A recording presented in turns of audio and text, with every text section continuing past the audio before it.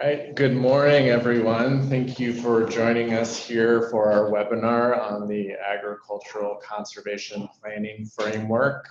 My name is Joel Larson. I am the Associate Director at the University of Minnesota's Water Resources Center.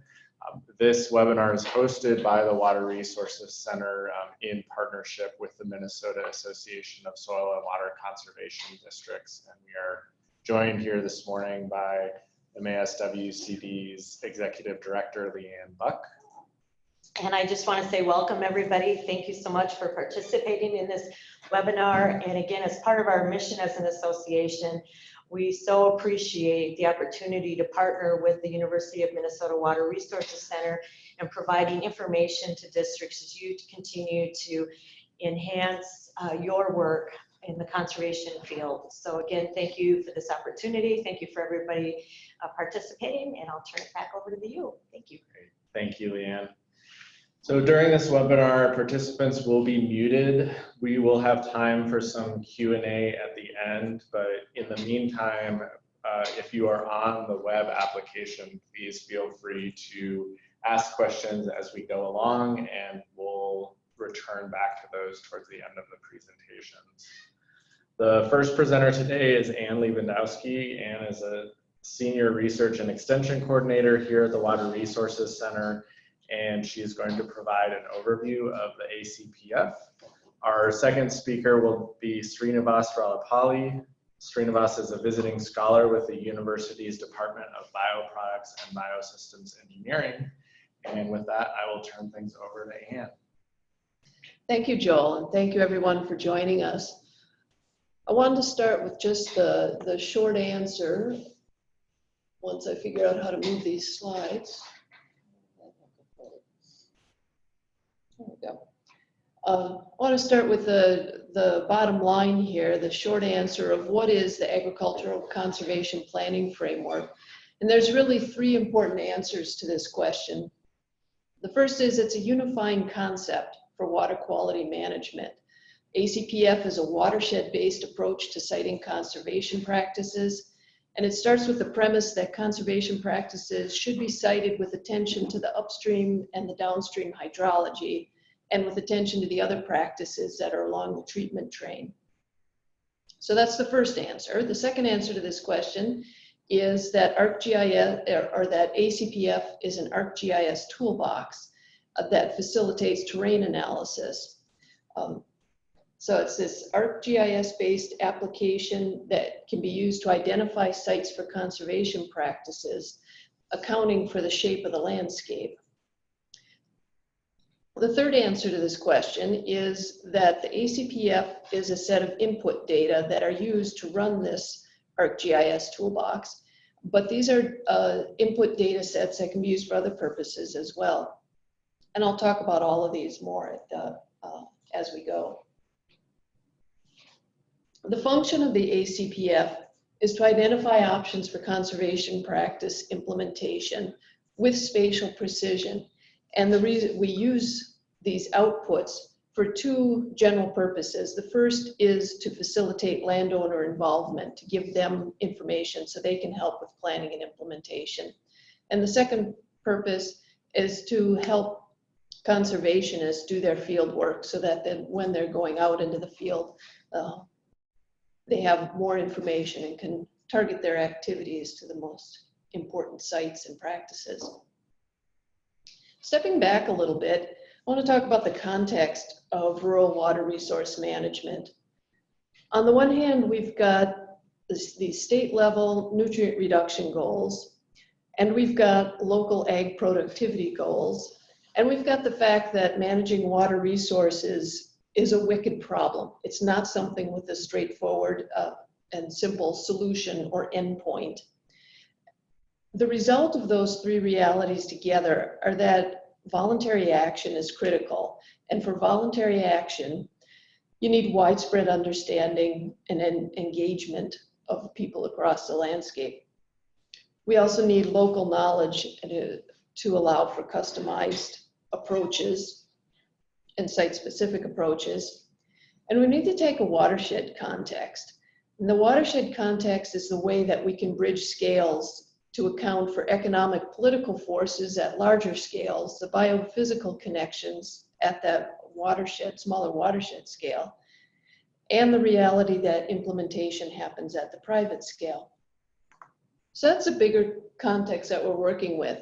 And that was the context that Mark Tomer had in mind when he was developing the Ag Conservation Planning Framework. And he started out with these principles in mind as he was working on this project.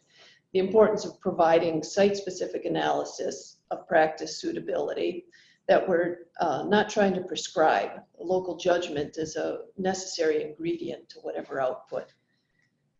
Secondly, it's important to use sound data and generate sound data to account for upstream, downstream impacts. Third, we need to account for the uniqueness of watersheds and farms. And fourth, we need flexibility to allow for tailoring and voluntary participation.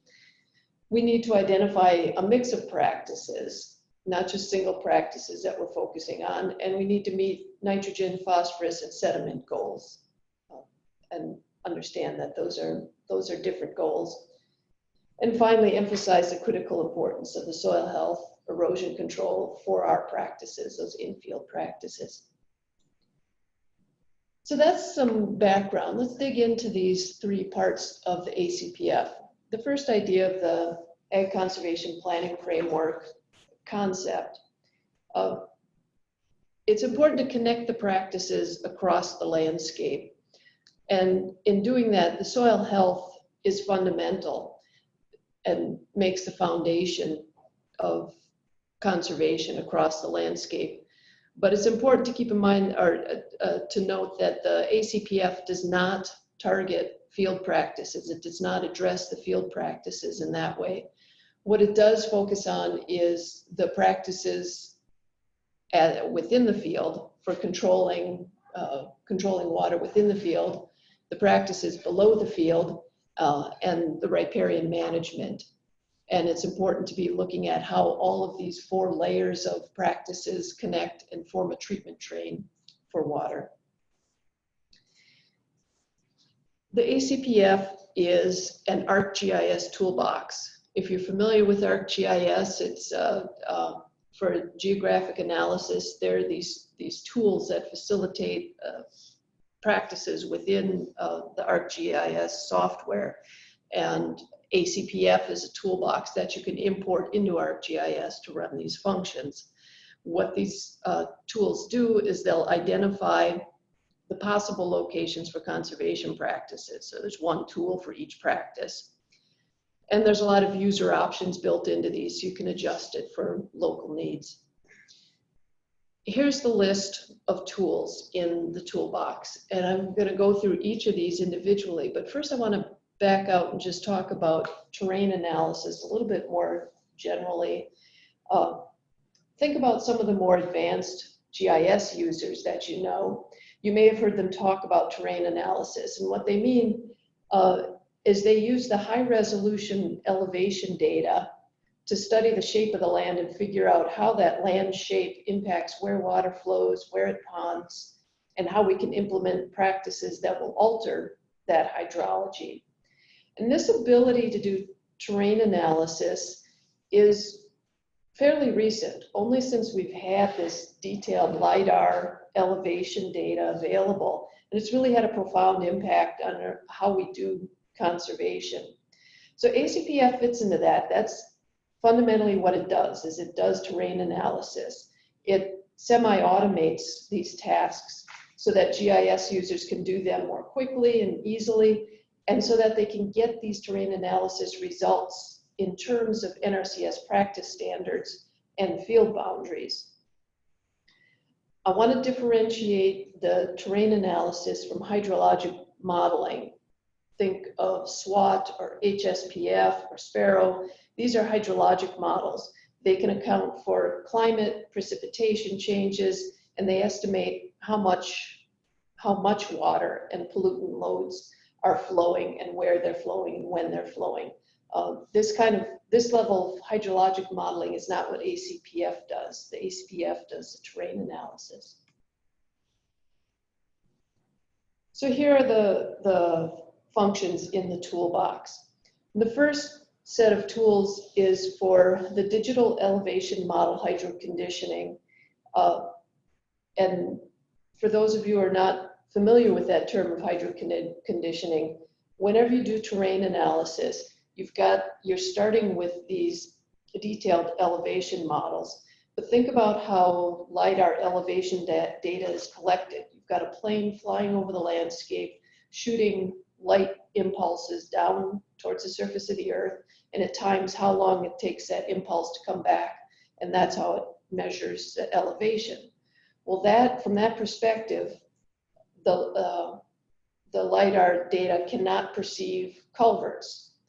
So it doesn't see water flowing underneath roads. So water it can study the shape of the landscape and see how it's flowing down hills, through gullies, whatever it might be. But then when it hits a road, it thinks that's a barrier, a dam, and so the water dams up behind that, which is obviously not how it flows across the landscape.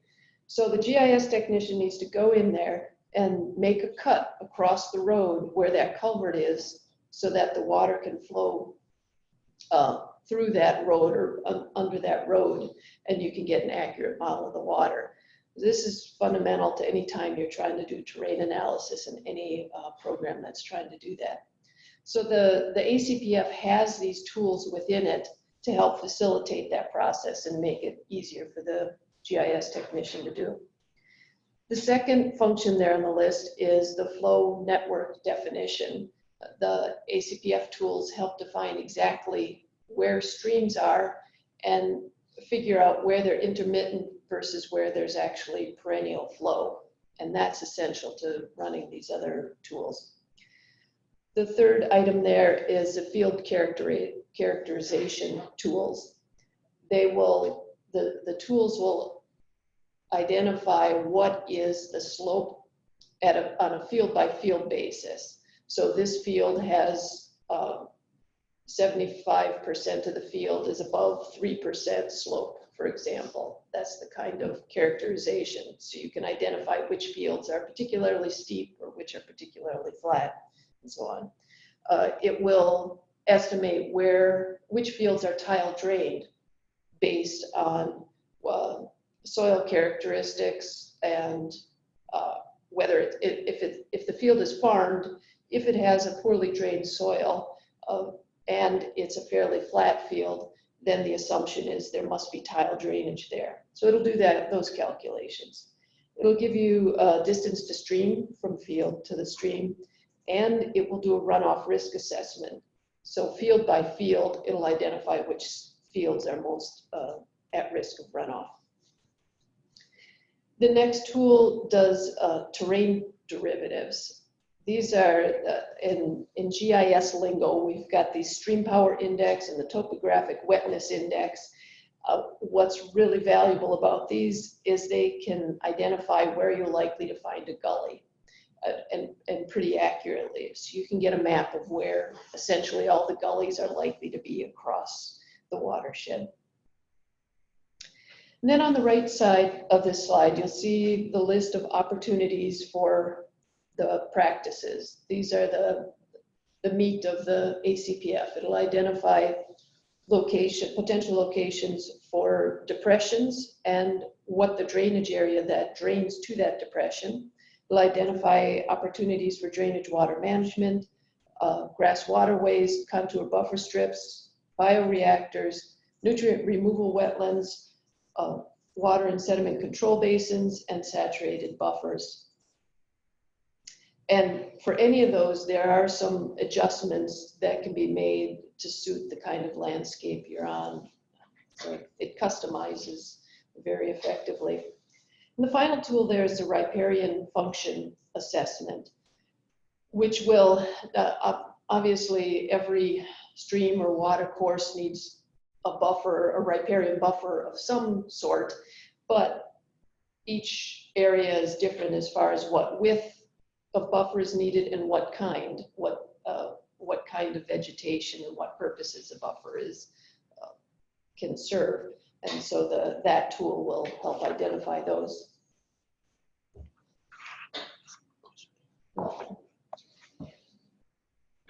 Okay, the third piece of the ACPF are the input databases.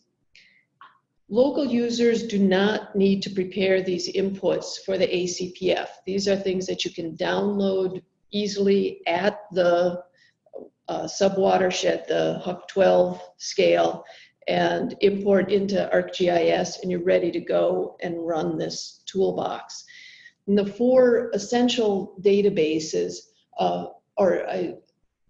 these databases were developed originally actually for the Daily Erosion Project. And just as a side note, I'll encourage you to go visit this dailyerosion.org site, because within the last month or so, they've finished Minnesota. So they have coverage across the state, except I believe in the Northeast. But it will show you maps of precipitation for whatever period you choose, the last day, the last week, the last year, at the sub-watershed scale. And it'll show estimated modeled erosion at whatever time scale. So that's a pretty cool tool, and it's based on the same input databases that the ACPF is.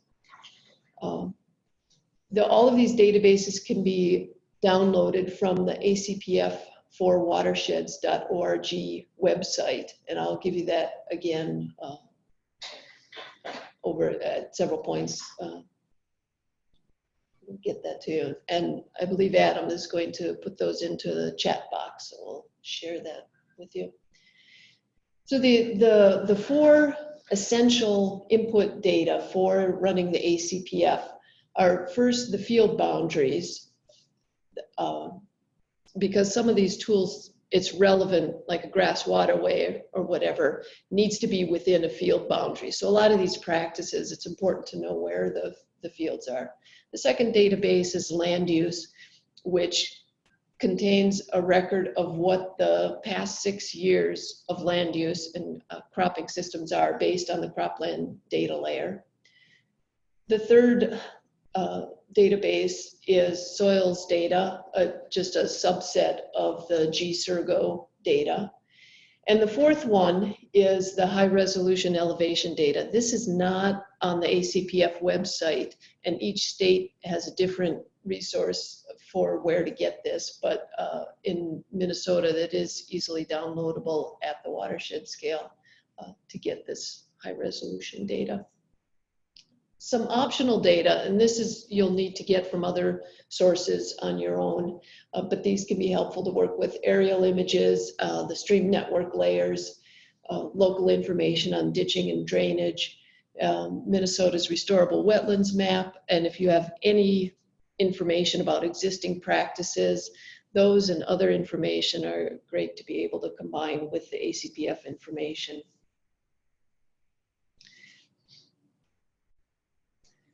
So here's an example of the output maps you get after you run this tool. This is results of the riparian buffer function, that one tool I mentioned. It will break down a stream into riparian lengths of 100 to 500 meters, depending on user preference, and then identify the drainage catchment that drains to that segment of the stream. And that's the colored areas that you're seeing there. Each of those is a different drainage area draining to the stream. And then it does calculations based on the depth to water table, the steepness of the riparian area, to identify how critical of a buffer area it is, and then what kind of buffer is suited. Here's another possible map. This is from the Whitewater watershed, where they combine several different practices on one map. So you can show where you want water storage, where would a grass waterway might be appropriate. You can choose how many of these different practices are relevant and show them on a single map. And then also those darker pink or tan fields, those are the ones that were identified as at high risk for runoff. So those help you identify pretty easily where should we be focusing more of our energy and attention. There are several requirements. If you feel like the ACPF is a tool you need to use, here's what you would need to run it. First, the expertise you need. There's two specific kinds of expertise. The first is ArcGIS proficiency. And I say moderate proficiency. You don't have to be the highest level, state level expert in it, but on the other hand, people who are using ArcGIS simply to make some maps and adjust the look of a few maps, they might not have quite enough skills. It needs to be people who have some ability to do analysis within ArcGIS. Along with that, the second piece of expertise you need is knowledge of the local landscape and the practices. So SWCD, Watershed District, the technicians, those type of people who are familiar with the area need to look over the shoulder of the ArcGIS technician and just do a reality check of this result makes sense or not, or we need to adjust the inputs just slightly to get the kind of information we need. The time needed, what we tell people is that the GIS technician should allow 2 solid days to do the training and do the practicing and to get proficient at using the tools. Then after that training, it takes perhaps as long as 2 days to do the hydromodification of the elevation model for a single HUC 12. Once that's done, then it might take half a day to run all of these tools on the different practices and come up with those outputs.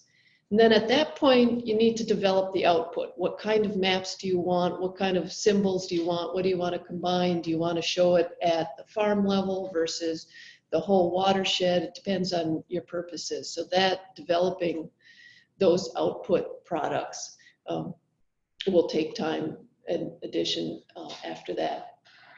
And then the software required is the ArcGIS Advanced version. This is not the cheap version. This is the expensive version. And for some districts, this is an issue to get access to that software. So that is a concern. You also need the TAU DEM, but that's a free add-on that's easy to get access to. And all, yeah. The ACPF, the reasons that you would use the ACPF, as I said at the beginning, the first purpose is because you want to use resources, your time and your resources more effectively, make field visits more efficient and targeted. I mean, imagine having a map in your hand of the areas of the high risk for runoff and a map of all these places where practices are feasible. A conservationist can be much more focused when a landowner walks in the door or when they go out for a field visit. They can go directly or they can talk directly about the critical sites of concern. They can talk about the feasible practices and they can explain why these are high priorities and why these are the practices to focus on and the sites to focus on by putting them in the context of where they fit in the watershed. That's one really important use, is just improving that awareness of how this all fits together. The second important use is to facilitate engagement. Imagine you're facilitating a discussion within a watershed group. If those folks have an ACPF map to look at, to gather around, it gives them something much more concrete to talk about. You can say, here's where we could implement a practice, here's where the big issues are, here's the practices that just aren't an issue here in this watershed, so let's not spend time on those. These maps have been used in Minnesota, in Iowa, in Indiana, and we've watched the landowners gather around these maps and have these discussions and say, yeah, that's an issue there. This is not, I'm not willing to do this, but well, maybe we could work with this area over here. And because they've got this concrete information to work with, they contribute to these conversations much better. They can help develop the solutions that are needed. Also, we've seen people use this to inform their project proposals because you can justify how much of a practice is or is not feasible. The ACPF itself does not prioritize practices. Prioritization requires a consideration of cost and of load reductions, and most importantly, a consideration of landowner preferences. And those three considerations, the cost, load reductions, and landowner preferences, those need to be addressed separately in conjunction with these ACPF results. And I want to emphasize that the process you use to create these maps, who's involved in having these discussions and creating them, how do you present them, how do you explain them, it's really important to establishing trust and empowering your partners. We've had some people listen to this presentation and ask what, don't people get really concerned when you show these detailed maps and you say that this is, here's these practices. And it's important as the conservationist when you present these maps to make really clear, this is not a prescription, this is not what we're proposing, this is just the opportunities. And it is for the landowners to use this information to decide what's important to focus on and what's realistic and acceptable. And so that whole process is the important part of it. So here's a map of where ACPF has been run in Minnesota. And if you go to that acpfforwatersheds.org website, on the homepage, you'll see this button that says Explore the ACPF in Action Map, and it'll take you to this map. And if you mouse over or click on any of these sub-watersheds, you'll get this little pop-up that tells you the name of it, and it'll tell you the name of the person who created the map and the contact information if you want to follow up with these people. And here's a list of resources available with regard to ACPF. And again, it's all on that watershed, which, by the way, is hosted by the North Central Region Water Network, which is the extension, the 12-state extension organization, the North Central Region Water Network. And they are coordinating all of the education and outreach for the ACPF activities on this website. They are one of the partners in the EPA funded project that is supporting our activities here. On the website, you can find the links to download the toolbox and the databases.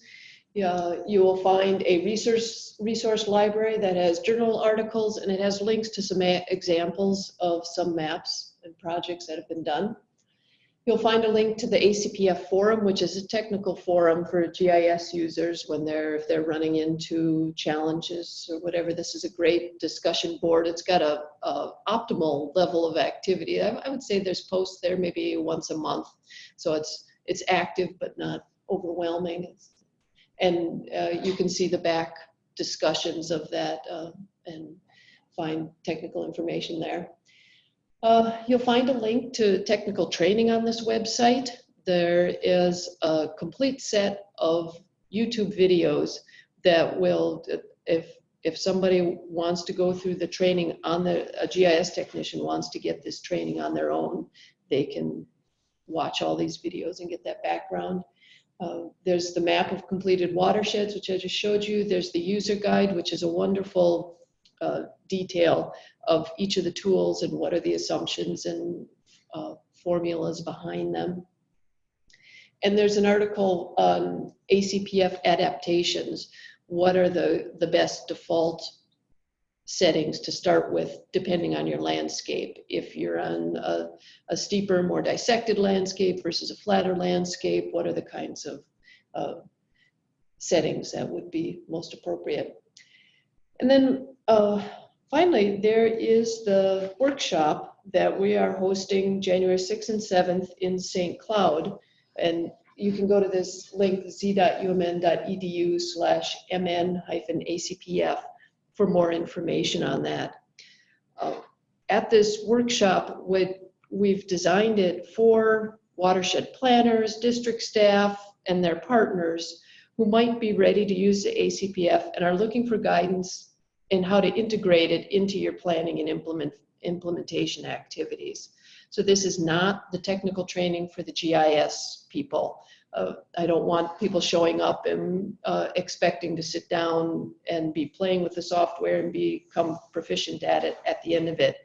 What you will get proficient at is understanding what's behind the maps and what kind of maps do you want to generate, what kind of purposes do you want to use it for, how do you integrate it into your existing activities. But let's see, yeah, just follow that URL. We should have the registration, might be available today, but if not today, within the near future, where you can start registering for that workshop. At this point, I want to back off a little bit from the ACPF alone and talk about modeling and planning and implementation at the larger scale. It's planning and implementation, different people mean different things about this, and it's important to pay attention when people use these terms, to pay attention to what they mean by planning or implementation. At the state scale and the HUC 8 scale, we do a lot of defining the problems, defining the strategies. At the HUC 8 to the HUC 12 scale, we start to prioritize which sub-watersheds, which practices we're going to focus on. And then at the HUC 12 scale, you start to select the specific sites and practices. And then at the farm scale, that's when you do the actual design and costing of a project. And think about the different, how the funding and the policy really comes out at the state scale, but it's at the HUC 12 scale where you can impact hydrology, where you can have a social impact. But it's even smaller scale at the farm, the landowner, the field, which is our unit of implementation. And so somehow we need to be connecting across those scales. We have this whole passel of different processes and tools and applications and so on to implement all of these activities. The nutrient reduction strategy at the state scale, the RAPs, the one watershed, one plan, and so on at the HUC 8 scale. The Minnesota Water Management Framework is it is a summary linking some of these tools together. I'm hoping Adam will post a link to the Minnesota Water Management Framework into the chat box, where you can get a little more information on how all of these various tools fit together in Minnesota. But going down to the HUC 12 scale, you see that's where the ACPF comes in this whole process. And as conservationists, you get thrown these tools, or get thrown at you one at a time. For example, this is the ACPF webinar.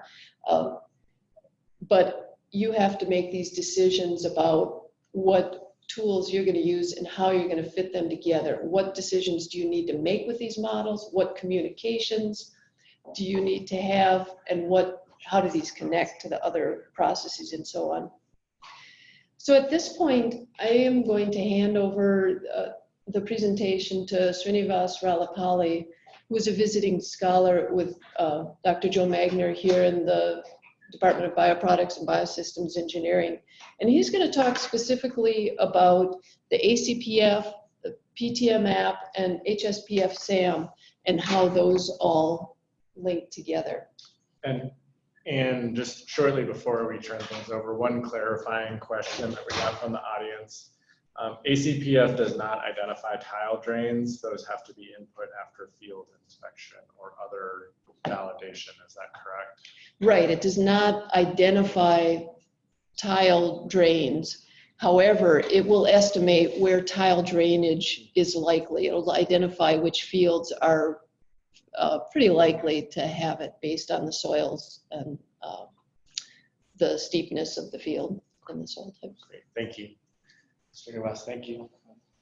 Okay, thank you, Anne. So, hi everyone. I am Ralapalli Srinivas, visiting scholar with Joe Magner, and I'm here mainly to answer one of the important questions that all of us must be having, that how ACPF compares to the other recent tools, that is PTMapp and HSPF-SAM.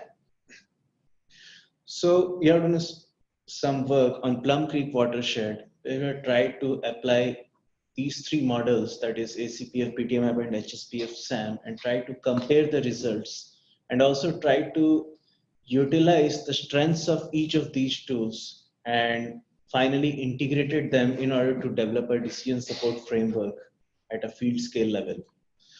So I'll begin with first, what a decision support tool should achieve, or as a watershed planner, what a watershed planner is trying to achieve through these tools. The first thing is hydro conditioning, as Anne has described in detail about this. I will not go into the detail of hydro conditioning. The second part is that we are interested to have targeted sites for the placing of pest management practices and conservation practices, which ACPF does very well. The third aspect is want to achieve the nutrient reduction goals. And then comes to achieve the nutrient reduction goals, we want to have the same in a cost-effective manner. Then comes how to incorporate the preferences of the landowners, and finally, how to develop the optimized scenarios and total maximum daily loads. So now the question comes, can a single tool achieve everything? So just now Anne has described in great detail about ACPF, and we have seen there are many things that ACPF can perform very well, like terrain analysis or the riparian assessment or developing the stream network or identifying the locations where you can have tile drainage. So these are the various strengths of ACPF. Now we'll try to look at the strengths of the other tools and try to see how we can couple those strengths with the ACPF.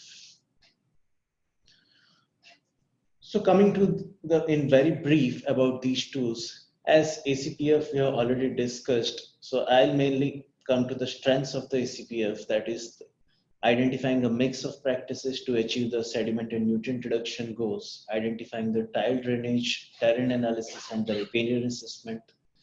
Then comes the prioritized target measure application, that is the PTMapp, which is developed by Bowser and Houston Engineering. So PTMapp, it can model at HUC 8, HUC 10, or HUC 12 level. And the main strengths of PTMapp is it helps in identifying the water quality benefits, and it performs the cost analysis very well. And it will tell you how to achieve the nutrient reduction goals in a cost-effective manner. And finally, it finds the effectiveness of the various practices in series at the various priority resources. Then coming to HSPF-SAM, that is Scenario Application Manager. SAM is based upon the HSPF model, which is a very robust and calibrated model. And it is developed by MPCA and the RESPEC together. And as PTMapp does, it can also model it all three HUCs. The main purpose or the main advantage of SAM is that it helps in designing the various scenarios to achieve the total maximum daily loads. And based on that, based on the budget that we have, it will help us to perform the cost analysis. And finally, it optimizes the water quality improvements. And thus, it gives only those practices which can achieve the nutrient reduction goals or which can achieve the TMDLs in a cost-effective manner. So we have tried to, as I said, apply these three models on a watershed near Redwood Falls. This is a Plum Creek watershed. So these are the outcomes of the ACPF. These are the locations of the various practices. Like you have grassed waterways, you have bioreactors, you have contour buffer strips and drainage management practices. Similarly, you have vascops, you have nutrient removal wetlands, you have pond drainage areas, etc. So this is how a combined map of ACPF looks like. We can have a more high resolution version of this map, and we can also develop field scale maps for more clarity. If you come to the PTM app, this is how the final product of a PTM app looks like. Basically, PTM app first begins with identifying the prioritized locations where you have a lot of pollutants generating, and then it will estimate the water quality benefits at those prioritized resources, and it will find the feasibility of having the various practices at the various locations in the watershed. And then it performs the cost analysis. Based on that, it will just give you the cost effective practices. So this is the cost, for example, associated with some of the practices. And once you have put a bar to the cost, for example, you want to reduce sediment and the cost that is there is $10,000 per ton. Similarly, for the total phosphorus, you have some bar on the cost. So once you put this constraint on the cost, what PTMapp does, it will filter out all the low rank BMPs and it will just give you the cost effective practices. So in this case, for Plum Creek watershed, we get a total of 133 cost effective practices. And the practices mainly include the storage practices and the protection practices. So what we have done, we have tried to compare the outcomes of both ACPF and PTMapp and try to see that how good the results of both of these tools matches. So we have found that more than 70% of the locations which are delineated by ACPF does match with the PTMapp as well. So this is a kind of a combined map which gives the locations of the practices of PTMapp. So these two colors, that is the orange and the pink, this gives the locations for the practices delineated by PTMapp, that is storage and protection. And then there are the various practices which we discussed earlier, which has been delineated by ACPF. So we have found, although the number of sites that are being delineated by PTMapp are a bit more than the ACPF, but there is a good match of about 70 to 75%. So why we are getting a difference of about 20 to 30%? That is mainly because of the working process of this software and the strengths of this software. Like ACPF, as I discussed, these are the main strengths, that is the terrain analysis, the stream network delineation, the riparian assessment. And PTMapp, it mainly focuses upon the nutrient loading reduction and the cost analysis. It does perform these aspects as well. However, the main strengths are cost analysis and nutrient loadings. So if you, for example, talk about contour buffer strips or the bioreactors and nutrient removal wetlands, so that we find a similarity of about 70% in the total number of the sites. Similarly, for the bioreactors, both tools results are matching to a good extent. And similarly, for the nutrient removal wetlands, the tools show good coherence with each other. So as you can see that there are certain strengths of ACPF and there are certain strengths of PTMapp. So as a watershed planner, we would like to have both of these features. So what we have tried to do, we have tried to ingest ACPF polygons into PTMapp so as to utilize the strong aspects of ACPF in conjunction with the PTMapp. For example, you can see as a watershed planner, you would love to have the loadings and the cost associated with each of the practice that is being delineated by ACPF.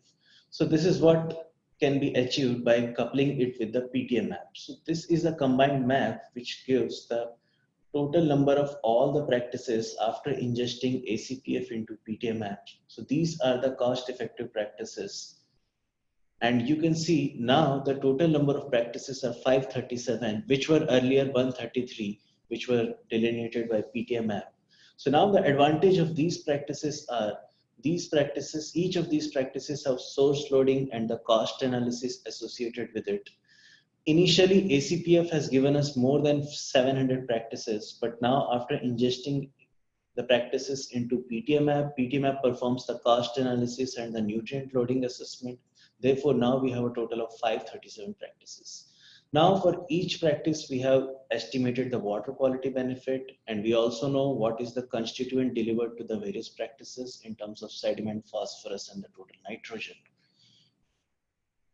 The third piece that a watershed planner would like to have is to develop total maximum daily load scenarios. So this is what HSPF SAM does very well.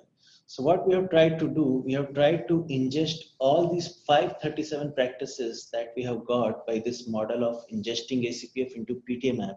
So these practices have been ingested into HSPF SAM. And then we have developed two scenarios. The scenario 1 adds all the practices, and scenario 2 adds all the practices, and it also tries to see the impact by changing the climatic conditions to severe. This scenario analysis is one of the exclusive features of SAM. This helps us to understand the total maximum daily load scenarios. So now, for example, if you see for total phosphorus for a sub-watershed, so how scenario 1, the scenario 2 tries to achieve the phosphorus reduction during the various years. So SAM produces these kind of graphs which really help in a very swift decision making for each of the sub-watershed. So now, once you know you have developed the scenarios, now comes the most important piece, that is the cost. So now if you have a fixed budget, for example, we have taken a scenario where we have fixed the budget to $250,000 and we are trying to achieve 15% reduction in the total nitrogen. So now once we have put this constraint, the SAM helps us to optimize our results, and it will tell you that with this cost and with this target, how much target you can achieve and what are the various practices that can help you achieve this target. For example, with $250,000 to reduce 15% of total nitrogen, SAM says that the maximum amount of reduction that you can achieve is 8.5%. So now what SAM does, it filters out all the low rank BMPs and it will just give you only those BMPs which can help you achieve this target within this cost. So as you can see, each of these tools, whether it's PTMapp, ACPF, and HSPF SAM, so all three of them have their own advantages. As I discussed, PTMapp, the advantage is nutrient and pollutant loading assessment, cost benefit analysis. ACPF, the advantage is terrain analysis, the tile drainage analysis, the developing the stream network and the riparian assessment. And HSPF SAM, it helps to develop TMDS, optimized scenario analysis, and deals with the subsurface hydrology. And it also helps us to understand what is the impact of having these practices on the streams, that is the reach analysis. So we have coupled, or we have linked all these three tools together, and we found this as one of the good decision support framework in order to have delineation of optimized BMPs and the conservation practices at a field scale level. So I think this is how ACPF links to the other two tools. Thank you. Srinivas, thank you. And I'll point out that URL that's at the bottom of the page there. Srinivas gave a lecture, a seminar here on campus a few weeks ago, which has much more detail on this if you're interested in hearing more. Great. Well, thank you, Srinivas and Anne. We are going to open things up for a Q&A now. We've got a couple here already set up, so we'll go into those. If you do have a question, please use the Q&A function in the webinar. I'll try to pull things over from chat as they came through, but for us, it's a little bit easier to see all in one place at the Q&A part of the webinar. So just one piece to clarify that a participant added, that it's important that if you're comparing practice placement locations with ACPF and PTMapp, you must start with the same DEM quality, in other words, the same flow direction and flow accumulation raster.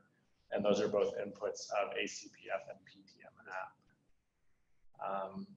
There was also another question just about sharing the slide deck and the webinar, and we'll be able to do that. We'll send that link out to the participants, and you can also share that with your contacts as well. So I'll just start going through a couple of questions that we have. The first is, what factors go into defining the runoff risk assessment? I should have these at the tip of my tongue. The runoff risk is primarily Russell 2 based combined with distance to stream. So Russell 2 type of erosion calculation and then a delivery factor based on the distance to the stream. Great. So how is the list of conservation practices to be offered in ACPF determined? Why are practices such as terraces, grade stabilization structures, cover crops, etc. not included? Terraces are, let's see, I wonder if I had a more general name on the list, but terraces are definitely in there. Grade stabilization, I'm not sure if they're included. Cover crops are not, because that falls into the category of those cropping systems, soil health, soil management, which basically should be happening across a whole watershed. We don't target those based on landscape in the same way, except to the extent that you would be interested in that runoff risk map as far as where's the critical areas to focus. The ACPF was developed by folks in Iowa for the upper Midwest. So they started with practices that were most commonly used in Iowa and then branching out to neighboring states. And they based them on NRCS practice standards. So they're defining them based on how NRCS speaks of these practices. There is room to add practices in the future. So definitely, if there's something that is really grossly missing, we need to add. They are working on adding more. They're also working on expanding across the country and making this more relevant beyond the upper Midwest as well. That answer? Thanks, Ann. So there's another question as well about the availability of PTM app, and at least as far as we know to this point, it's only available to those in select one watershed, one plan pilot areas, or those that are developing one watershed, one plant here in Minnesota, or those who are available or who are involved in application development and testing like Srinivas has done. So it's not as widely available as some of the other tools are, but could be growing as other areas are starting their one watershed, one plan. It takes a bit of setup, and so that for the watersheds, so it's just been adopted by different watersheds over time more slowly. It's I would recommend contacting folks in Bowser in those contacts as how to access if it's something you want to adopt in your watershed. So a question about how does the ingestion process work, or the combination of the various models and their outputs? It seems like these are all complex programs that require a high degree of technical skill. No, it's not like that. I mean, the PTMapp has been developed in such a manner that there is a button in PTMapp that is ingesting ACPF polygons. So what it does, once you have run ACPF, then the outcomes which you have, it can be directly ingested into PTMapp. You don't have to do any programming. ACPF already has that. PTMapp already has that feature of ingesting all the practices and of ACPF, and then based upon the guide that PTMapp uses, it associates the nutrient loadings and the cost against each of the practice of the ACPF. So it's quite simple to use. It's not that complicated.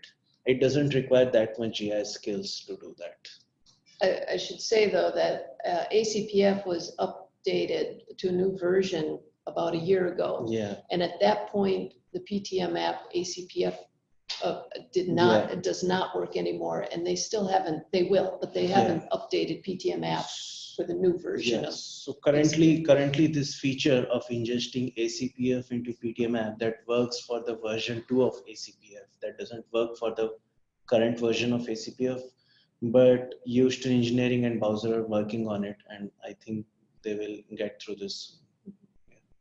The work that Srinivas has been doing and proposing ways to connect these 3 models is fairly early and hasn't been done by folks. So that's kind of at newer stages at this point of discussion. But it would be a good direction for us as agencies in the university and so on to start looking towards how to facilitate that integration. Thank you. And part of the reason why I enjoy these kind of webinars is you do get a wide range of very knowledgeable folks who join them. And so a couple attendees just clarified that PTMapp is available for about 1/3 of Minnesota and some areas of North Dakota, and that there are some tools that have been released with those updates as well. So we'll post that link in the chat so people can access that. Just as another question, is there a way to generate the soils data needed to run ACPF if the watershed is outside of the currently covered area? Yeah, there is, and that's, I mean, all of Minnesota and the neighboring states are covered at this point, but other parts of the country are not. And on the ACPF website, you can get a map, or you can, if you go to that download link, you'll see what the coverage is. But there are also tools, utilities within the ACPF toolbox to help you develop these databases in areas that haven't been covered yet. And that's a significant area of development in the coming couple of months and years that will make that easier, and the instructions for doing that will make that easier. But yeah, you can definitely do that on your own if you need to. Is that complete? Great. We have a couple more questions it looks like come in. Where PTMapp has been run at the HUC 8, not the HUC 12, does it need to be rerun in order to do the combined analysis? Yes. So if you have to do the combined analysis, like if you see ACPF, it runs at a HUC 12 level. So if you want to do a combined analysis, if you are talking about ingesting ACPF polygons into PTMapp, then you don't have to run any separate analysis with PTMapp. You just have to run ACPF, and PTMapp will automatically input those ACPF polygons, and it will give you the nutrient loadings and the cost estimates. However, if you want to compare the results of PTMapp and ACPF separately, then yes, for a HUC 12 also you have to run PTMapp separately.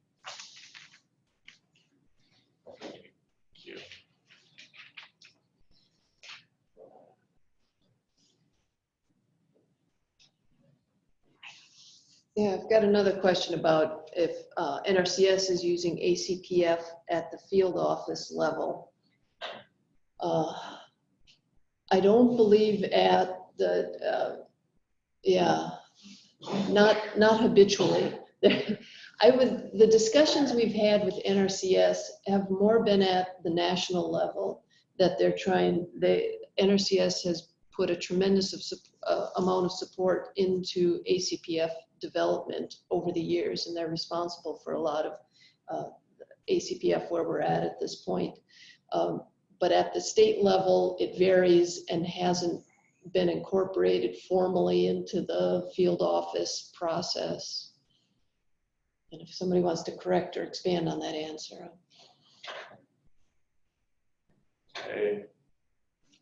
Well, Anne and Srinivas, thank you very much for coming to present today. If I remember correctly, attendees should be getting a survey about their work and how they might be using ACPF, so please keep an eye open for that. Also like to thank Leanne Buck and the Minnesota Association for Soil and Water Conservation Districts for joining us here today. Just a little clarification, PTMapp doesn't have to be run if it's run at the 12-digit HUC, provided you use the same quality of conditioning. So I think with that, we will sign off here. Just as a reminder, this will be available online, and we'll also make the slide deck available as well. So thank you all for attending, and have a wonderful Monday. Thank you. Thank you. Thanks.